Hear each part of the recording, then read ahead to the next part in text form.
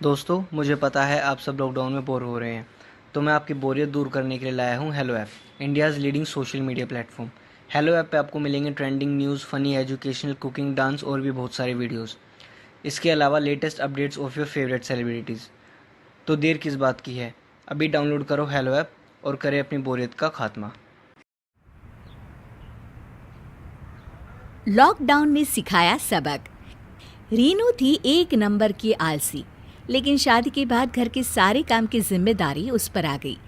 एक दिन रीनू किचन में बड़बड़ाती है, हे भगवान, कितना अच्छा होता कि पूरे घर में सिर्फ सोने का कमरा होता और टीवी वाला कमरा और खाने वाला कमरा।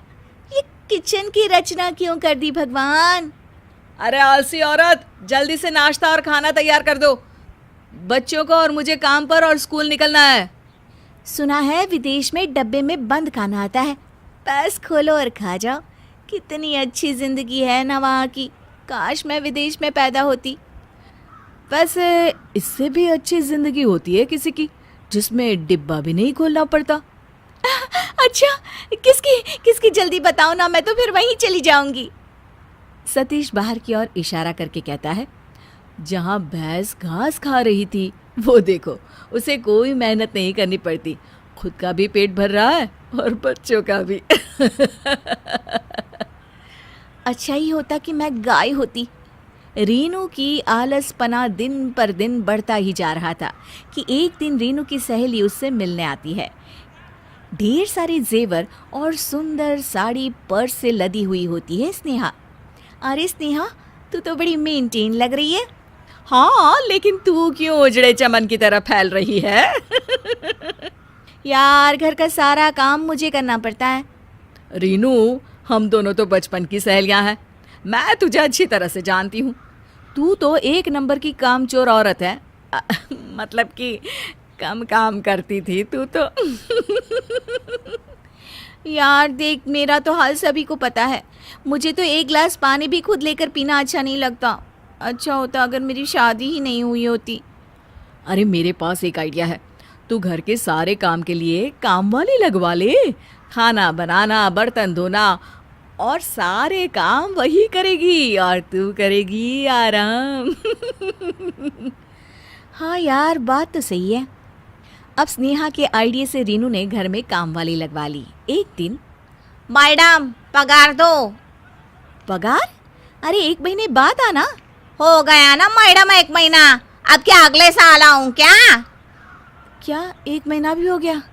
आराम इतना मिला कि 1 महीना कैसे गुजर गया पता ही नहीं चला। रीनू अलमारी खोलती है, सामने बच्चे की फीस के पैसे पड़े होते हैं, वो उसे नौकरानी को दे देती है। अब फिर रीनू के दिन अच्छे से कटने लगते हैं कि तभी एक दिन चिंटू कहता है, माँ, आज मेरे स्कूल में इतनी बेइज्जती हुई। ओ बेबी वेट, रानी जरा बाबा को जूस देना और मुझे कॉफी। बस करो मम्मी, दिन भर दिखावा करती रहती हो। स्कूल की फीस पिछले 2 महीने से नहीं दी है आपने, इस बार भी नहीं दी तो नाम कट जाएगा। रीनू को याद आता है कि उसने तो वो पैसे काम वालियों में बांट दिए थे। वहीं एक दिन स्नेहा फिर रीनू के घर आती है। रीनू, चलो शॉपिंग पर चलते हैं, कितने दिन हो गए कोई नई ड्रेस नहीं खरीदी। ओह हाँ हाँ श्योर। तभी रीनू को याद आता है कि जो थोड़े से पैसे बचे हैं उसे तो खाना बनाने वाले को देना है।